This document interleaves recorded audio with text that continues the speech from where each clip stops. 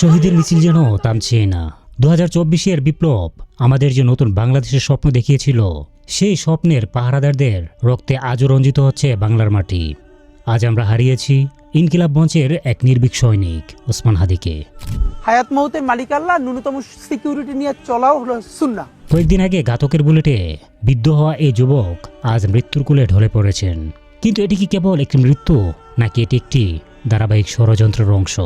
আজ অপ্রকাশিত দলিল খুঁজে দেখবে সেই যোগসূত্র, কেন এই জনপদে দেশপ্রেমিকদের রক্ত বারবার জড়ানো হয়। ইতিহাসের দিকে তাকান।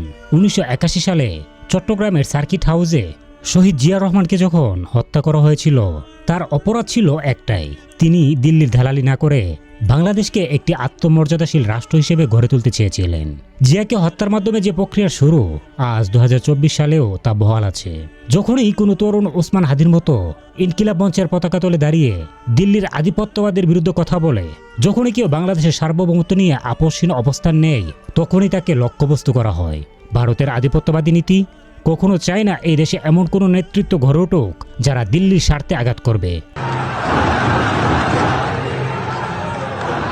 জিয়া থেকে শুরু করে ওসমান হাদি, এই প্রতিটি হত্যাকাণ্ড মূলত বাংলাদেশের সার্বভৌমত্বের উপর আঘাত। ওসমান হাদি কেবল একজন সাধারণ যুবক ছিলেন না, তিনি ছিলেন ইনকিলাব মঞ্চের সেই আদর্শিক সৈনিক যারা বিশ্বাস করে বিপ্লব কেবল সরকার পরিবর্তনের জন্য নয়, বরং বাংলাদেশকে বিদেশি শক্তির প্রভাবমুক্ত করার জন্য। তিনি রাস্তায় দাঁড়িয়েছিলেন জনগণের অধিকার আর স্বাধীনতার পাহারাদার হিসেবে। কয়েকদিন আগে যখন তার উপর গুলি চালানো হয়, সেই বুলেটটি কেবল হাদির শরীরে বিদ্ধ হয়নি, সেটি বিদ্ধ হয়েছে আমাদের অর্জিত স্বাধীনতার বুকে। তিনি লড়েছিলেন হাসপাতালের বেডে, কিন্তু আজ সব লড়াই শেষে তিনি পাড়ি জমিয়েছেন এক শান্তিময় ভুবনে। রাজনীতি আর ষড়যন্ত্রের ঊর্ধ্বে ওসমান হাদির একটি ছোট পরিচয় ছিল। তিনি একজন বাবা। তার ঘরে একটি ছোট্ট অবুঝ শিশু আছে, যে এখনো জানে না শাহাদাত মানে কি।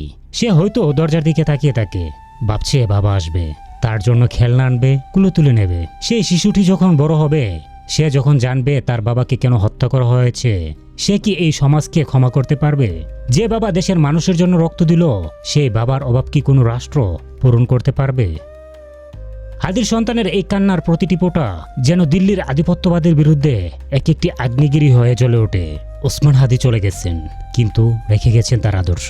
ইনকিলাব মঞ্চের এই লড়াই কি তবে থেমে যাবে? না।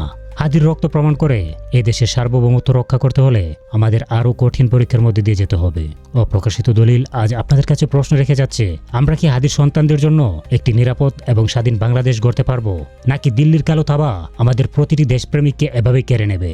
শহীদ ওসমান হাদি অমর হোক, আমাদের বিপ্লব সফল হোক।